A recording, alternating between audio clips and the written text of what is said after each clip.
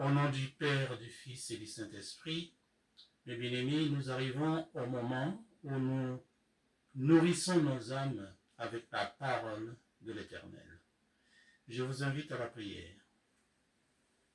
Prions. Éternel, notre Père céleste, je m'approche de toi avec gratitude, reconnaissant du privilège de proclamer ta parole. Purifie mes lèvres, Papa. Purifie mon esprit et mon cœur. Fais de moi un instrument à ton service, digne de ta volonté. Que ton Esprit Saint m'envahisse, qu'il m'inspire les mots justes, la sagesse et la force nécessaires pour annoncer l'Évangile avec amour et vérité. Que ta lumière rayonne à travers moi afin de toucher les cœurs et de les conduire vers toi. Que ça ne soit pas ma voix qui résonne, mais la tienne. Accorde-moi, Papa, l'humilité, la clarté et la conviction pour partager ton message de salut et d'espérance. Je prie au nom puissant de Jésus-Christ, notre Seigneur et notre Sauveur. Amen. Amen.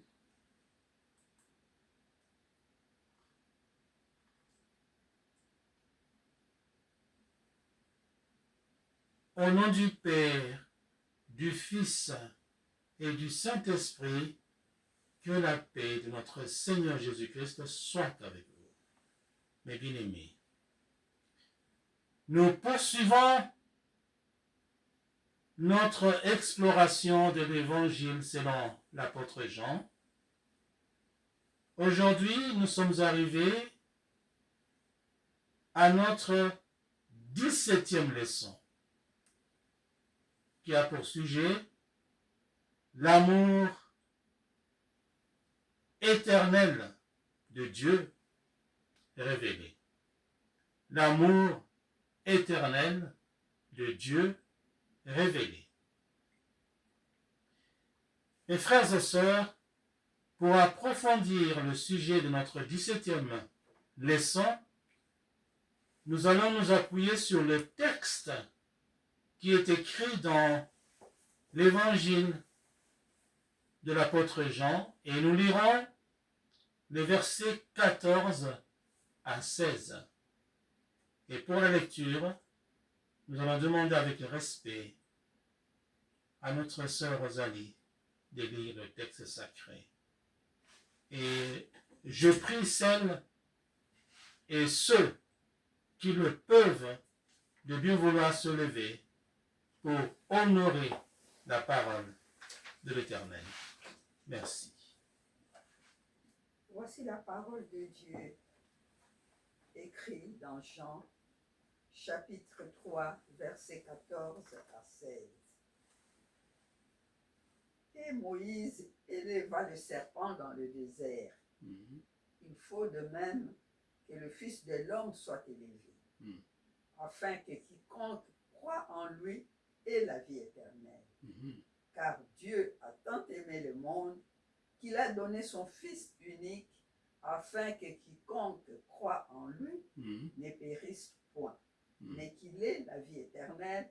Amen. Amen. Merci. Je vais vous asseoir. Chers frères et sœurs, Jean chapitre 3, versets 14 à 16 est l'un des passages les plus célèbres de la Bible, souvent cité pour souligner l'amour de Dieu et le salut offert à l'humanité à travers Jésus-Christ. Nous allons explorer ce passage en profondeur pour comprendre son message et ses implications pour notre vie. 3 points seront développés dans notre enseignement d'aujourd'hui. Le premier s'intitule « Le serpent élevé dans le désert ». Le serpent élevé dans le désert. Deuxième point, le plan de salut de Dieu. Le plan de salut de Dieu. Et enfin, troisième point, l'amour incommensurable ou l'amour infini de Dieu. L'amour incommensurable ou l'amour infini de Dieu. Premier point, le serpent élevé dans le désert. Bien-aimé, en mentionnant le serpent élevé dans le désert, Jésus de Nazareth fait allusion à l'événement où Moïse a élevé un serpent de bronze pour sauver les Israélites mordus par le serpent au désert. C'est écrit dans le livre de Nombres, au chapitre 21, versets 4 à 9. Mes bien-aimés, tout comme le serpent a été élevé dans le désert, Jésus de Nazareth doit être élevé sur la croix. Pourquoi? Vous le savez. C'est pour sauver toute l'humanité du péché. Je reprends. Tout comme le serpent a été élevé dans le désert, Jésus de Nazareth doit être élevé sur la croix pour sauver toute l'humanité du péché. Nous devons, bien-aimés, regarder vers Jésus de Nazareth pour notre salut. Cela signifie que tout comme les Israélites dans le désert devaient regarder vers le serpent de bronze pour être guéris, nous devons, nous, à notre tour, aujourd'hui, tourner notre regard et notre foi vers Jésus de Nazareth pour être sauvés du péché.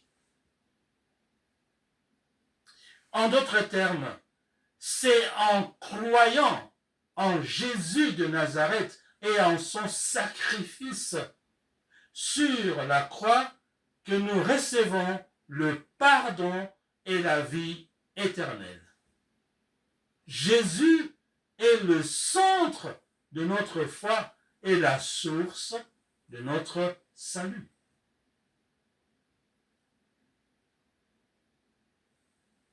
Je reprends. En d'autres termes, c'est en croyant en Jésus et à son sacrifice sur la croix que nous recevons le pardon et la vie éternelle. Jésus donc, Jésus de Nazareth, est le centre de notre foi et bien sûr la source de notre salut. C'était le premier point, le serpent élevé dans le désert. Nous passons au deuxième point, le plan de salut de Dieu. Mes frères et sœurs, dans notre texte du jour, Jésus de Nazareth explique que quiconque croit en lui a la vie éternelle.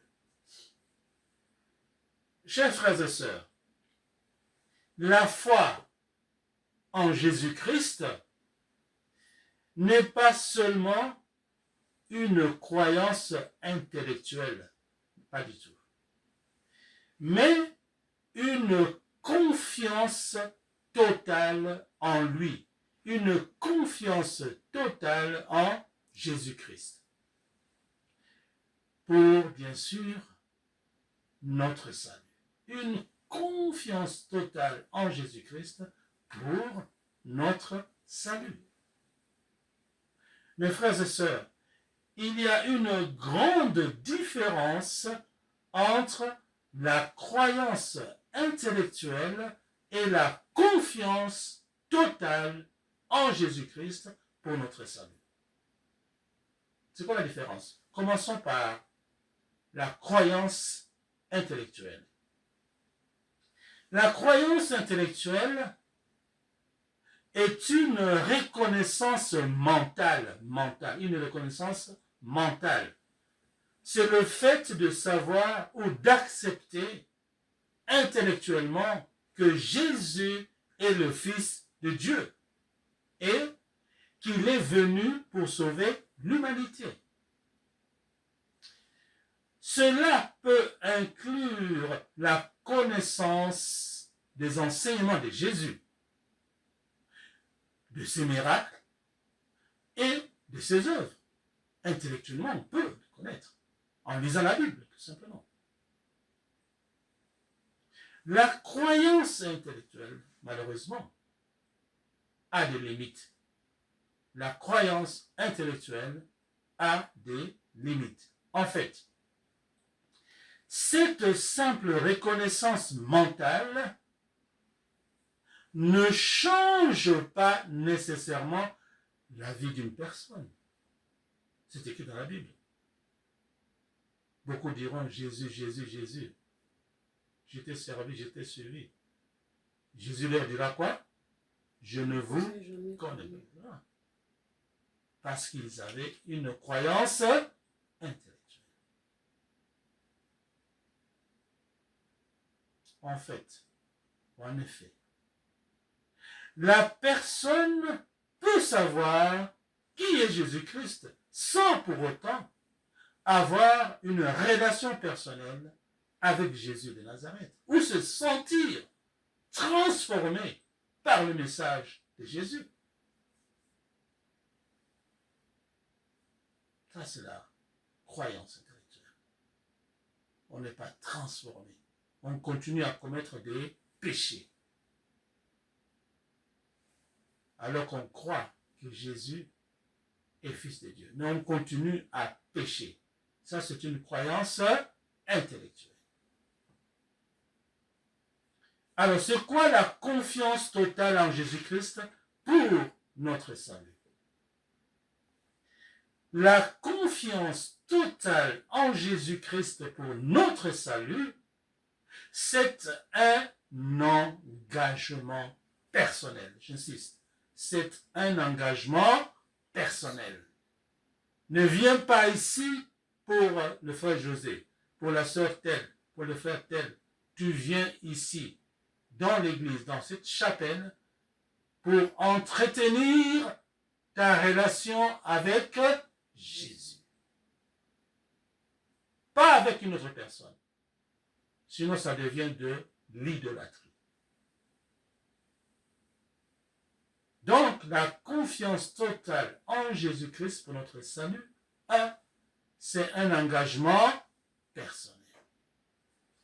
Cela signifie placer sa confiance en Jésus pour être sauvé. Pas placer sa confiance à la religion. Je suis de telle religion, de telle église. Non. Non. Je suis avec tel pasteur, tel autre pasteur. Non, c'est pas ça. Cela signifie placer sa confiance en Jésus pour être sauvé. La confiance totale, c'est ça.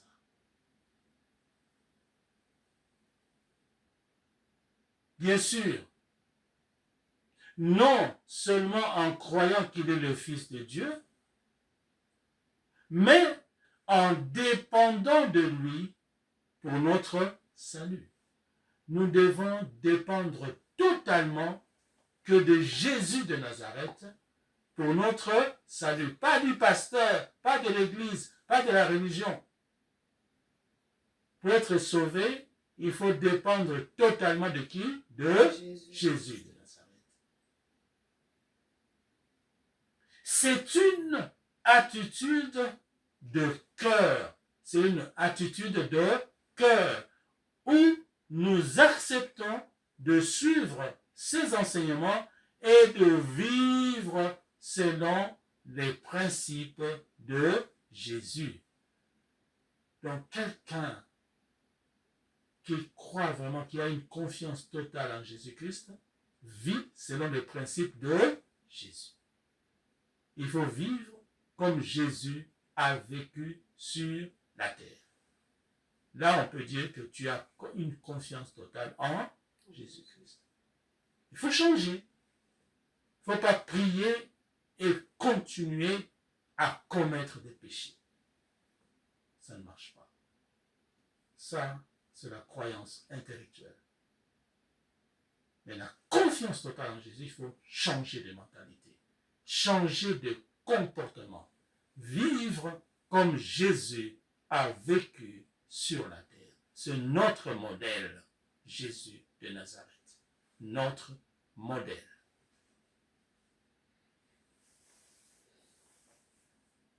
La confiance totale, et la confiance totale en Jésus-Christ pour notre salut, c'est une transformation de vie, comme je l'ai dit.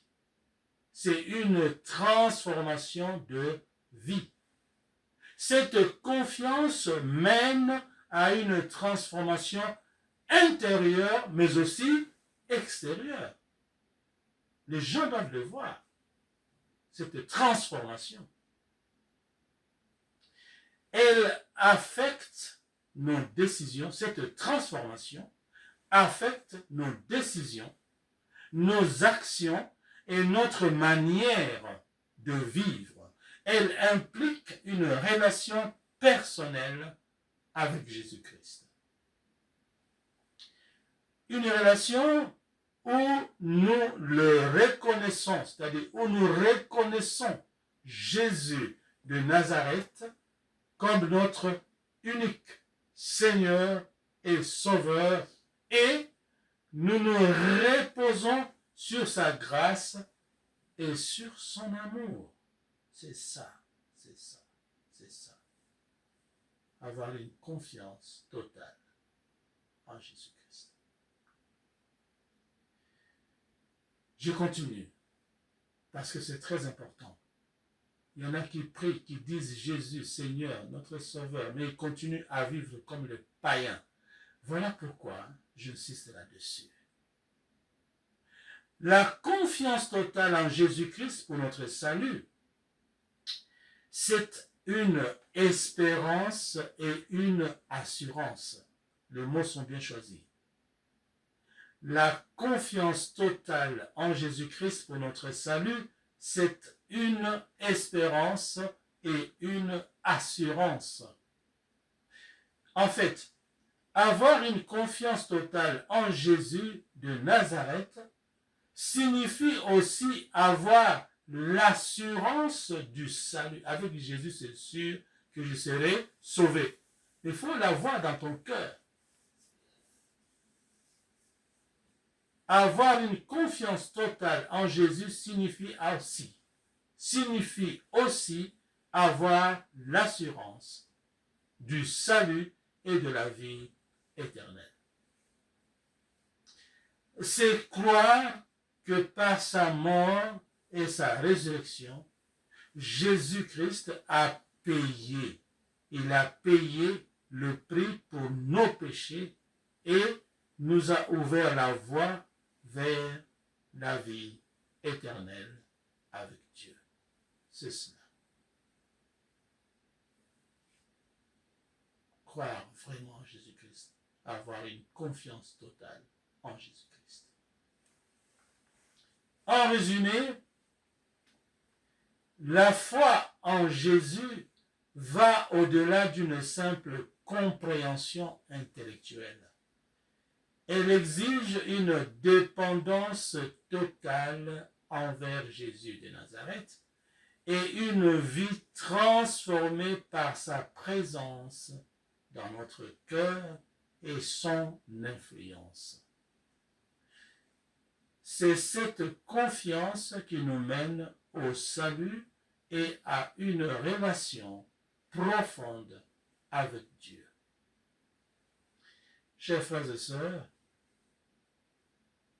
nous devons inviter les personnes qui nous entourent à mettre leur foi en Jésus-Christ. Si nous avons compris ce que nous venons d'écouter, alors ne soyons pas égoïstes, invitons les personnes qui nous entourent, n'est-ce pas, à mettre leur confiance aussi en Jésus-Christ pour que ces personnes qui nous entourent soient aussi sauvées. Parce que Jésus de Nazareth est la source de notre salut. C'était le deuxième point. Nous allons passer au troisième point, qui s'intitule « L'amour incommensurable » ou « L'amour infini de Dieu ». Mes bien-aimés, Jésus dit, il dit ceci, « Car Dieu a tant aimé le monde qu'il a donné son Fils unique afin que quiconque croit en lui ne périsse point, mais ait la vie éternelle. » Jésus de Nazareth, bien-aimé, parle ici de l'amour incommensurable ou infini de l'Éternel. Mes frères et sœurs, réfléchissons à l'ampleur de l'amour de Dieu, qui a sacrifié son Fils unique pour nous. L'Éternel a sacrifié son Fils unique, n'est-ce pas, pour nous. Quelle ampleur, quelle ampleur de l'amour de Dieu. Quelle ampleur de l'amour de Dieu, sacrifier son Fils unique pour nous. Cet amour doit nous inspirer à aimer les autres de manière sacrificielle. Aimer les autres de manière sacrificielle. Cette dernière phrase signifie que, c'est-à-dire aimer les autres de manière sacrificielle, cette phrase signifie que l'amour que Dieu a manifesté en sacrifiant son Fils unique pour notre salut doit nous inspirer à aimer les autres, c'est-à-dire notre prochain, celui qui est autour de nous, à côté de nous, aimer les autres avec le même esprit de sacrifice.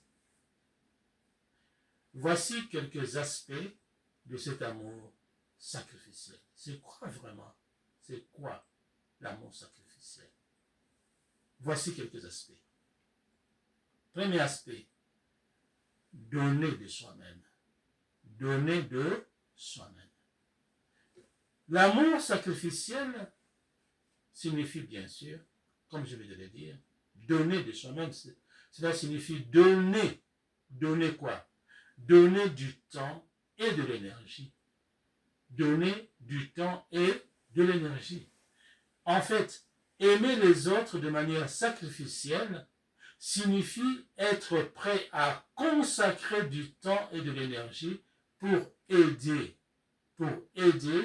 et soutenir ceux qui en ont besoin, même si cela demande des efforts considérables. Donner de soi-même signifie aussi partager ses ressources. Partager ses ressources. C'est-à-dire partager nos ressources matérielles, financières ou autres avec ceux qui sont dans les besoins, même si cela nous coûte personnellement.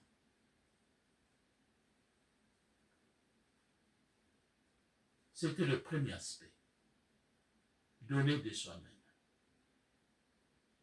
Deuxième aspect, c'est prioriser les besoins des autres. Deuxième aspect de l'amour sacrificiel, c'est prioriser les besoins des autres. C'est quoi? Ça veut dire quoi? Ça veut dire tout simplement servir. Servir. Il s'agit donc d'adopter une attitude de service, cherchant activement des moyens d'aider et de bénir les autres sans attendre, j'insiste, sans attendre de réciprocité. Tu aides tout simplement, tu rends service par amour de Dieu. N'attends rien derrière le service que tu rends. C'est Dieu qui va te payer, qui va te récompenser. Mais la personne, tu le fais au nom de Jésus et tu oublies. C'est tout. N'attends rien derrière le service que tu rends à une personne.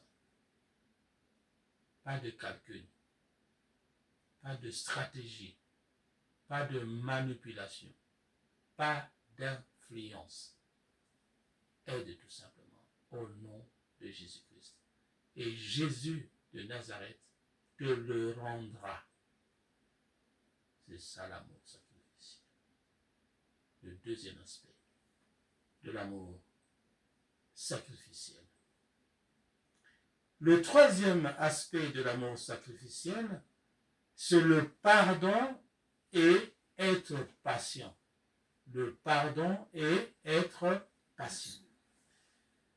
Oui, l'amour sacrificiel, c'est le pardon.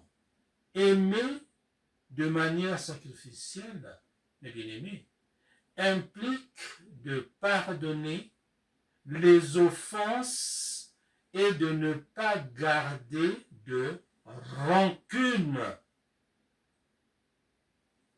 même lorsque cela est difficile. Le pardon est un acte d'amour qui peut parfois nécessiter un sacrifice émotionnel. Oui.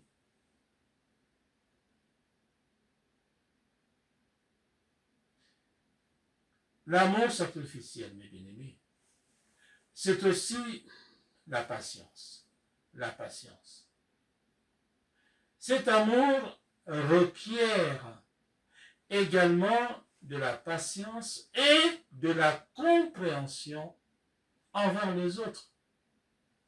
Même lorsqu'ils ne répondent pas immédiatement à nos attentions ou qu'ils nous causent de frustration.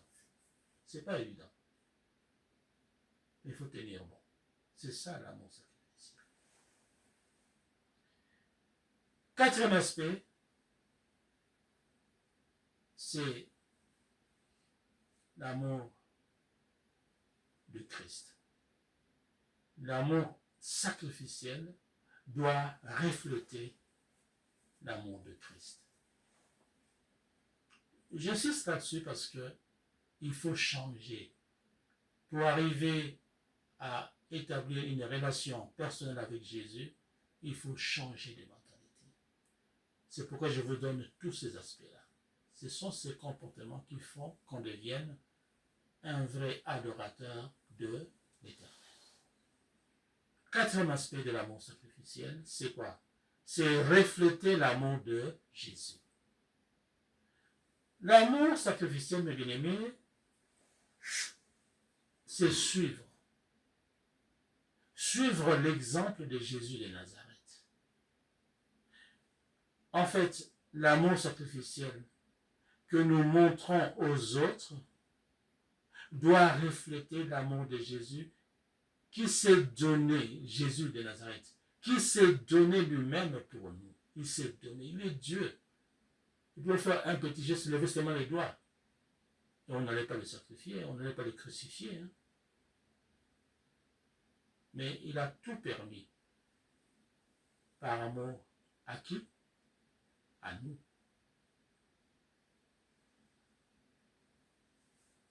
Donc Jésus, il s'est donné lui-même pour nous.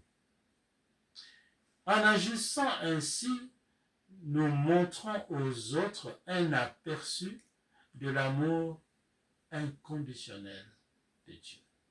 Nous devons aimer les autres comme Jésus nous a aimés. En faisant cela, n'est-ce pas, nous allons montrer aux autres, les personnes qui nous entourent, un aperçu de l'amour inconditionnel, sans condition de Dieu. Dieu nous donne gratuitement. Nous aussi, nous devons donner gratuitement. C'est ce que la Bible nous demande. Amour inconditionnel. L'amour sacrificiel, c'est aussi influencer positivement. Parce qu'aujourd'hui, on parle des influenceurs sur les réseaux sociaux. Et nous pouvons y être aussi dans les réseaux sociaux. Mais dans le souci d'influencer positivement. Il faut influencer positivement. C'est-à-dire que par notre amour sacrificiel, nous pouvons inspirer et encourager les autres à aimer de la même manière, créant ainsi une chaîne de bienveillance et de générosité. Voilà les buts. Nous pouvons aller aussi sur les réseaux sociaux pour influencer, mais positivement. Positivement. Voilà mes bien-aimés.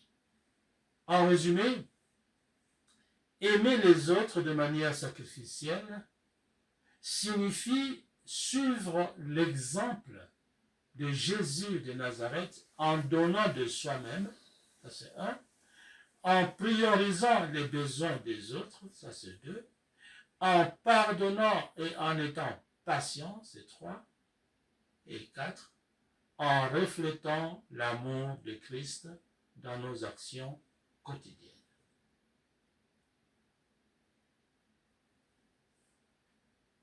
Chers bien-aimés, nous allons passer à la conclusion.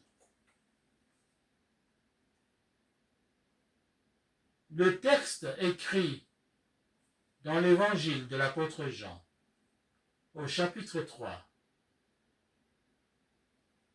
versets 14 à 16, nous révèle le cœur de l'évangile. Le cœur de l'évangile, c'est-à-dire le salut par la foi en Jésus-Christ, motivé par l'amour infini de Dieu. En comprenant et en appliquant ce passage, je reprends, en comprenant et en appliquant ce passage, nous pouvons approfondir notre relation avec Dieu et partager ce message d'espoir avec ceux qui nous entourent. Ne les gardez pas pour vous, mais partagez.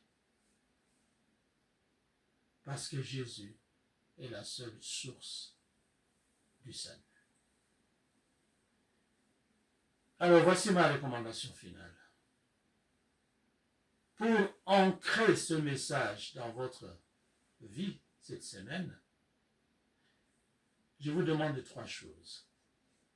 Première chose, et j'espère bien, j'ai confiance en vous, vous allez le faire. Première chose, méditez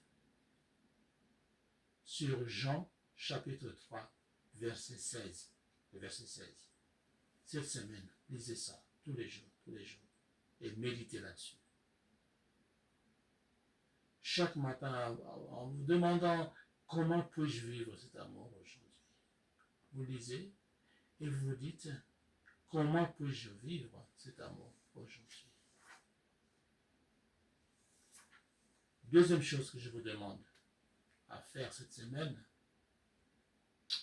c'est de partager l'évangile avec une personne de votre entourage. Si vous ne connaissez pas vraiment la personne, il y a des formules simples. Vous parlez d'abord du truc en général, comment ça va, la santé, etc., le travail, enfin tout ce que vous dites. Et vers la fin, quand l'ambiance vraiment est chaude et bonne, tu peux glisser une question. Ah, mais ma soeur, souvent on se croise, mais j'ai juste une question à te poser. Est-ce que tu as déjà accepté Jésus-Christ comme Seigneur et Sauveur? Tout simple. Parce qu'il a confiance en toi. C'est une amie, c'est une personne de confiance. En fait, excuse-moi de te poser cette question. Est-ce que tu as déjà accepté Jésus comme Seigneur et Sauveur? Après, il va répondre. Et l'Esprit va t'aider à continuer la conversation dans le sens d'orienter cette personne vers Jésus. Par une simple question. Ou tout simplement, tu fais quoi le dimanche? Tous les dimanches, tu fais quoi? Par rapport à sa réponse, tu peux dire, est-ce que tu sais que Jésus peut changer ta vie? Est-ce que tu en as déjà parlé? Tu vois, des questions comme ça. Tu entres dans la vie de la personne et tu l'influences, comme on vient d'apprendre. Troisième chose que je vous demande pour cette semaine, agissez concrètement. La vie spirituelle, c'est pas, je ne sais pas comment dire ça, de la théorie, quoi.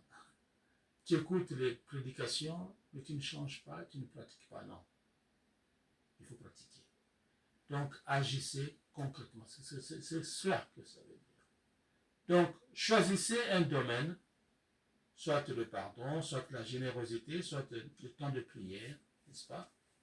Où vous allez vivre cet amour de manière pratique. Tu peux prier pour une personne que tu connais. Vous savez, travailler en équipe, c'est pas facile, hein? Même à l'église. Quand tu vois qu'une personne, une sœur ou un frère a un comportement qui est contraire à ce que la Bible nous dit, mais tu peux prier pour cette personne. Voilà ce que je vous demande cette semaine. Regardez les frères, les sœurs qui sont avec nous dans la mission Evie. Si tu as remarqué qu'une sœur ou un frère a un comportement qui n'est pas digne d'un enfant de Dieu, cette semaine, tu pries pour cette personne, tout simplement. Tu demandes à l'Esprit Saint de Dieu de prier pour cette personne pour que Dieu change cette personne. Parce que tout changement se fait grâce à l'Éternel. C'est Dieu qui change. Ce n'est pas nous, c'est Dieu. Nous nous prions et c'est Dieu qui fait. D'accord? Faites ça cette semaine. Arrêtez de critiquer, de juger, c'est pas bon ça. La Bible dit, priez les uns pour les autres. Quand quelqu'un se comporte mal, il faut prier pour cette personne.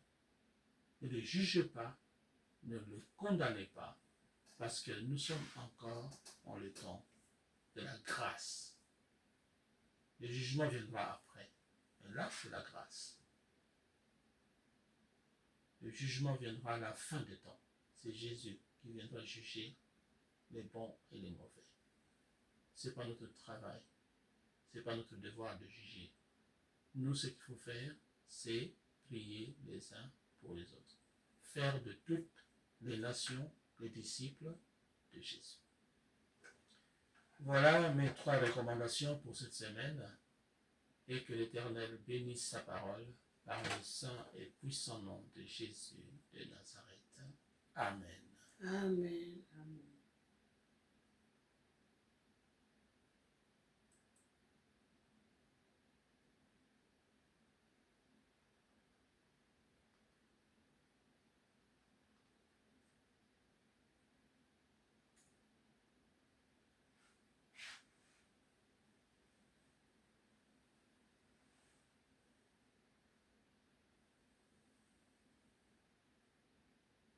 Nous allons faire la prière après la prédication. Prions. Éternel, notre Père qui est aux cieux, au nom de Jésus-Christ, merci pour ton amour qui dépasse toute compréhension. Merci pour Jésus de Nazareth, élevé pour nous, afin que nous ayons la vie éternelle. Apprends-nous, Papa, à lever les yeux vers Jésus de Nazareth, à te faire confiance dans nos fragilités et à marcher chaque jour dans la lumière de ton amour. Que ta grâce, Père, renouvelle notre foi et que ton esprit nous conduise dans la vie éternelle que tu offres par Jésus-Christ, notre Seigneur et Sauveur. Amen.